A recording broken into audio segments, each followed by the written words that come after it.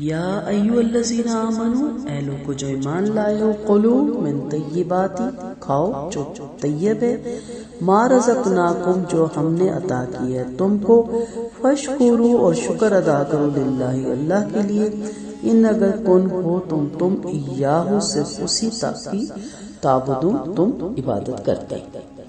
آیت نمبر 169 میں خطاب عوام الناس سے تھا، اس آیت میں مومنوں سے خطاب ہے، اس لیے تاکید کی جا رہی ہے کہ آپ نے دو چیزیں دیکھ لی ہیں کھانے میں، ایک تو طیب ہو اور ایک کھانے کے بعد اس کا شکر بھی ادا کرنا ہے۔ اللہ کا حکم مان کر کھانا بھی عبادت ہے، اس لیے یہ نہیں کہا کہ مہنگی چیز کھاؤ، یہ کہا کہ طیب چیز کھاؤ۔ اپنے جسم کی حفاظت بھی آپ پر امانت ہے۔ نبی کریم صلی اللہ علیہ وسلم کا فرمان ہے، اللہ کو کمزور مومن کی نسبت طاقتور مومن زیادہ پسند ہے۔ یہ طاقتوری ایمان کی بھی ہے اور انسان کے جسم کی بھی ہے۔ ربانیت اللہ کو پسند نہیں ہے کہ آپ اللہ والے ہو جائیں تو اچھی چیزیں ہی کھانا چھوڑ دیں۔ آپ اچھی چیزیں، پاکیزہ چیزیں، صحت والی چیزیں اپنی استطاعت کے اندر کھا سکتے ہیں۔ تو اس آیت میں اللہ تعالیٰ اپنے بندوں کو حکم دیتا ہے کہ تم پاک، صاف اور حلال طیب چیزیں کھایا کرو اور میری شکر گزاری کرو۔ لقمہ حلال دعا اور عبادت کی قبولیت کا سبب ہے اور لقمہ حرام عدم قبولیت کا۔ مسند احمد میں حدیث ہے، رسول اللہ صلی اللہ علیہ وسلم فرماتے ہیں، لوگوں، اللہ تعالیٰ پاک ہے، وہ پاک چیز کو قبول فرماتا ہے۔ اس نے رسولوں کو اور ایمان والوں کو حکم دیا کہ وہ پاک چیزیں کھائیں اور نیک اعمال کریں۔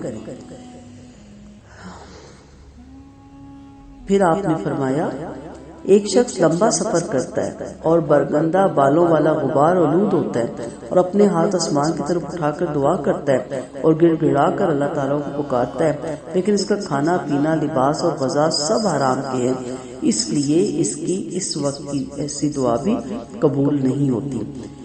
پھر اس کے بعد یہ یاد رکھیں کہ خوراک اور عبادت میں باہمی تعلق ہے، کیونکہ ہماری خوراک طیب نہ ہوگی تو ہماری صحت اچھی نہ ہوگی، اور اگر صحت اچھی نہ ہوگی تو عبادت میں خلل پڑے گا، اس طرح حقوق العباد بھی پورے نہیں ہوں گے۔ اور آپ صلی اللہ علیہ وسلم کے فرمان کے مطابق ایک لقمہ حرام کا 40 دن کی عبادت کو ضائع کرتا ہے۔ اس میں دو چیزوں کا آپ کو حکم دیا جا رہا ہے، ایک تو وہ طیب ہو اور ایک جو ہے وہ حلال بھی ہو، تو ان دونوں چیزوں کا آپ نے خیال رکھنا ہے۔ جس طرح حرام کھانے سے اخلاق کے رذیلہ پیدا ہوتے ہیں، باطن میں خرابی آتی ہے، عبادت کا ذوق جاتا رہتا ہے، دعا قبول نہیں ہوتی، اس طرح حلال کھانے سے دل میں ایک نور پیدا ہوتا ہے، اخلاق رذیلہ سے نفرت اور اخلاق حمیدہ سے رغبت پیدا ہوتی ہے، عبادت میں دل لگتا ہے، گناہوں سے دل گھبراتا ہے، دعا قبول ہوتی ہے۔ نبی کریم صلی اللہ علیہ وسلم نے فرمایا، اللہ تعالیٰ اس بندے سے راضی ہوتا ہے جو کوئی لقمہ کھاتا ہے اور کوئی گھونٹ پیتا ہے تو اس پر اللہ تعالیٰ کا شکر ادا کرتا ہے۔ شکر کے لیے وجہ نہ ڈھونڈے، عادت بنائیے۔ اللہ کا لاکھ لاکھ شکر ہے کہ اس نے ہمیں ہر طرح کی نعمت سے نوازا اور رزق حلال عطا کیا۔ تو طیب میں اس کو کمانے کا طریقہ بھی طیب اور حلال ہو، اور اس کو پکانے اور کھانے کا طریقہ بھی طیب اور حلال ہو۔ جاہلوں کی طرح نہ کھائیں اور دوسروں کا چھین کے مت کھائیں، اور سلیقے سے کھائیں اور صاف ستھرا کھائیں، خود پکائیں تاکہ اس کو اچھی طرح آپ نے دھویا ہو اور اس میں کوئی گندگی آپ کے پیٹ میں نہ جانی جائے۔ اس کے بعد اللہ تعالیٰ نے بتایا کہ کیا وہ چیزیں ہیں جو آپ کے لیے حرام کی گئی، جو آپ کی صحت کے لیے بھی اور آپ کی آخرت کے لیے بھی اور آپ کی دعا کی قبولیت کے لیے بھی نقصان دہ ہیں۔ انما، آیت نمبر ہماری اب جونسی ہے وہ 173 کا ہم ترجمہ کرنے جا رہے ہیں۔ انما حرم علیکم المیتۃ والدم ولحم الخنزیر وما احل به لغیر اللہ ومن اضطر غیر باغ ولا عاد فلا اثم علیہ ان اللہ غفور رحیم۔ اس نے صرف تم پر مردار، خون اور خنزیر کا گوشت حرام کیا، اور ہر وہ چیز جو بھی غیر اللہ کے نام سے مشہور کر دی جائے۔ پھر جو شخص ایسی چیزیں کھانے پہ مجبور ہو جائے، وہ نہ تو قانون شکنی کرنے والا ہو اور نہ ضرورت سے زیادہ کھانے والا ہو، تو اس پہ کوئی گناہ نہیں، کیونکہ اللہ تعالیٰ یقیناً بخشنے والا اور نہایت رحم کرنے والا ہے۔ ان آیات میں اللہ تعالیٰ نے 4 چیزوں کا ذکر کیا۔ پہلا، مردار، خواہ وہ کسی طریقے سے مرا ہو، طبعی موت سے یا کہیں گر کر یا لاٹھی لگنے سے یا سینگ کی ضرب سے یا کسی درندے نے مار ڈالا ہو، سب صورتوں پہ حرام ہے، کہ اوپر سے نیچے بلندی پہ گرا ہو۔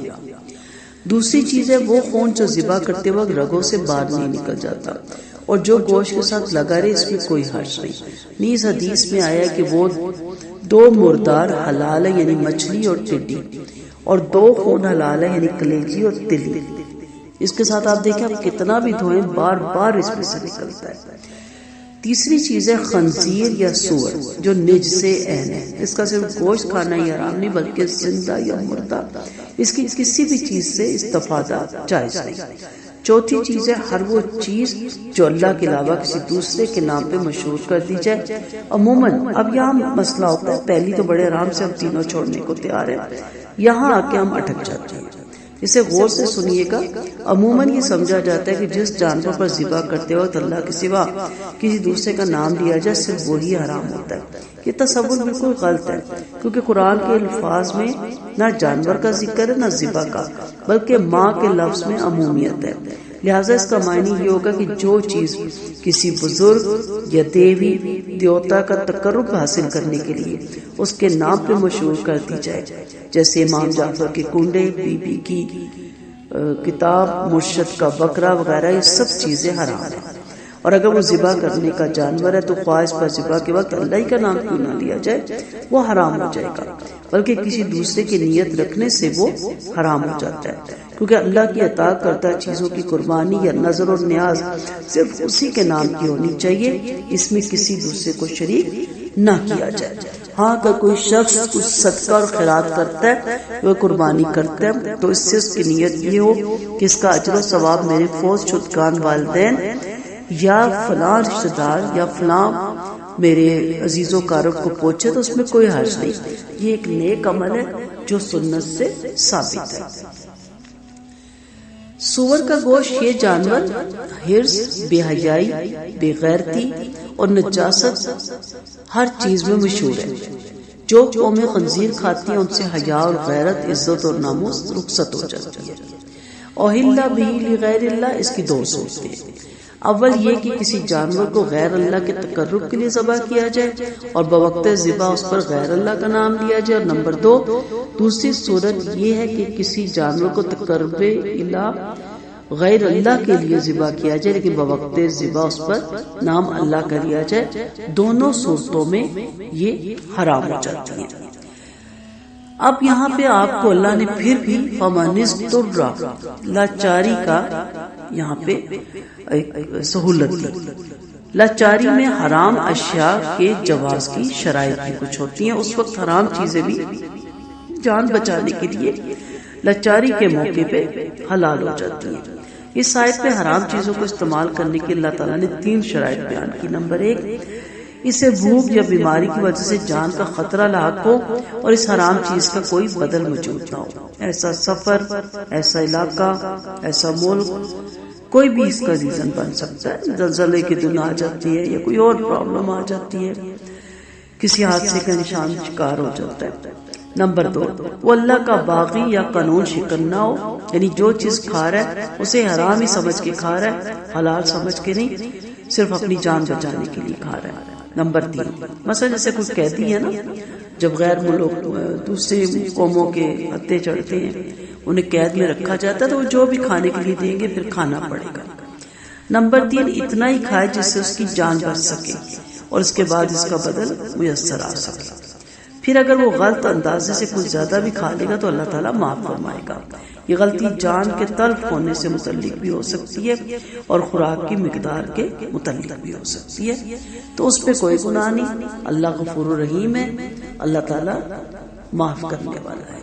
تو اس ترہ میں بے بسی، لاچاری، بے اختیاری، مجبوری، یعنی کوئی حلال چیز اس کے پاس نہ ہو، نہ حاصل کرنا ممکن ہو، جیسے ریگستان، بیابان، ایام قید، سفر دریا، یہ ساری چیزیں ہو جاتی ہیں۔ پھر ظالم بھی جابر بھی کھانے پہ مجبور کر سکتا ہے، جیسے میں نے کہا قید میں کئی دفعہ ایسا ہو جاتا ہے۔ حضرت عائشہ صدیقہ رضی اللہ عنہا سے سوال کیا گیا کہ اجمی لوگ جو اپنے تہوار اور عید کے موقعوں پر جانور ذبح کرتے تھے اور مسلمانوں کو بھی اس میں سے ہدیہ بھیجتے تھے، اس کا گوشت کھانا چاہیے یا نہیں؟ تو فرمایا اس دن کی عظمت کے لیے جو جانور ذبح کیا جائے اسے نہ کھاؤ، ہاں ان کے درختوں کے پھل کھاؤ۔ یہ حدیث واضح ہے جو ہمیں بتاتی ہے کہ اسی طرح ہم اپنے فوت شدگان کے لیے جو کل پہ پہلے دن جو ہمارے ہوتا ہے کھانا پکتا ہے، اس کے بعد جو کلوں پہ پکتا ہے، پھر جمعراتوں پہ، پھر 10ویں پہ، پھر 40ویں پہ، اور پھر جمعراتوں پہ اور برسیوں پہ، یہ سارا حرام ہے، کیونکہ یہ بسم اللہ پڑھ کے پکتا ہے۔ قرآن خوانی پھر ہم کرواتے ہیں، پھر گٹکے پڑھواتے ہیں، یہ ساری چیزیں گناہ کے زمرے میں آ جاتی ہیں۔ وہ تو بدعات میں آ جاتا ہے، لیکن اس میں جو پکایا جاتا ہے وہ اپنے فوت شدگان کے نام کا پکایا جاتا ہے، اس لیے یہ حرام کے زمرے میں آتا ہے۔ آپ اپنے فوت شدگان کے لیے یہی کھانا جمعرات ہی کو کیونکہ یہ جمعرات کا دن کیوں رکھا گیا یہ آج تک نہیں سمجھ آئی، جمعراتیں کیوں کروائی گئی اس کی بھی کوئی لاجک، کوئی دلیل نہیں ہے۔ اور یہ جو کھانا آپ پکا کے کھلانے کا بہت ثواب ہے، تو آپ یتیموں کو، مسکینوں کو، اسیروں کو، بیواؤں کو کھلا سکتے ہیں۔ ایسی بہت سی جگہیں ہیں، ایسی بہت سے علاقے ہیں، ایسے بہت سے شہر ہیں، ایسے بہت سے ملک ہیں جو آفت زدہ ہیں، جہاں روزگار نہیں ہے، وہاں آپ پہنچا سکتے ہیں۔ پھر آپ کے عزیز و کارب میں کتنی فیملیاں ڈیزرو کرتی ہیں، لیکن ہم ان کو نہیں دیتے، لیکن ناک اونچا کرنے کے لیے، نمود و نمائش کے لیے ہم اتنا لیوش جمعراتے اور اتنا زبردست چلیس میں کرواتے ہیں تاکہ لوگ دیکھیں کہ ہم نے اپنے ماں باپ کے پیچھے کیا کیا۔ یہ ساری چیزیں وَمَا أُحِلَّ بِهِ لِغَيْرِ اللَّهِ، یہ آپ آیتیں خود بھی پڑھ سکتے ہیں۔ سورۃ بقرہ کی آیت نمبر میں نے 172 اور 173 آپ کے سامنے پڑھی ہے۔ آپ اس کا ترجمہ پڑھیں اور پھر آپ اس کی تفسیر پڑھیں، کسی بھی بک سے پڑھ لیں۔ میں یہ نہیں کہ آپ کو کہتی کہ فلاں بک سے پڑھیں، فلاں سے، آپ دیکھیں گے کہ تمام اس علماء اس پہ متفق ہے، کیونکہ یہ قرآن و حدیث ہمارے پاس دلیل بنتی ہے۔ تو آپ وہ پیسہ جو اپنے ماں باپ کے پیچھے آپ ایز اے ثواب کے لیے کرنا چاہتے ہیں، جیسے میں نے کہا نا یہ بہترین عمل ہے کہ آپ کو صدقہ خیرات قربانی کریں۔ آپ مساجد میں کچھ جا کے پنکھے لگوائیں، اے سی لگوائیں، کارپٹ بچھائیں، جنمازیں بچھائیں، قرآن رکھوائیں، اور اس نیت سے کہ اس کا اجر و ثواب آپ کے فوت شدگان کو ملے، تو اس کا بہت ثواب ہے۔ اور نہ صرف ثواب ہے بلکہ یہ عین سنت کے مطابق ہے۔ اسی طرح آپ بیواؤں، یتیموں، مسکینوں، اسیروں کو کپڑا لے کے دیں، راشن دلوا کے دیں، اور اس نیت سے کہ اس کا اجر و ثواب آپ کے آباء و اجداد کو پہنچے، تو اس کا ثواب ہے۔ لیکن یہ جو جمعرات کے نام کا اور گھر میں یہ جمعراتیں کروانا اور عزیز و کاروں کو بلا کے کھانا کھلانا، جو گھر سے بھی بھرے پیٹ سے جاتے ہیں اور پھر نقص بھی 100 نکال کے آ جاتے ہیں، یہ سارا حرام کے زمرے میں آتا ہے۔ اللہ تعالیٰ ہم سب کو توفیق دے اس طرح کے کاموں سے بچنے کی، اور اللہ ہمیں بدعات سے بچنے کی توفیق دے اور قرآن و سنت کے مطابق زندگی گزارنے کی توفیق دے۔ وآخر دعوانا ان الحمد للہ رب العالمین۔ سبحانک اللہم وبحمدک، نشہد ان لا الہ الا انت، نستغفرک ونتوب الیک۔ السلام علیکم ورحمۃ اللہ وبرکاتہ۔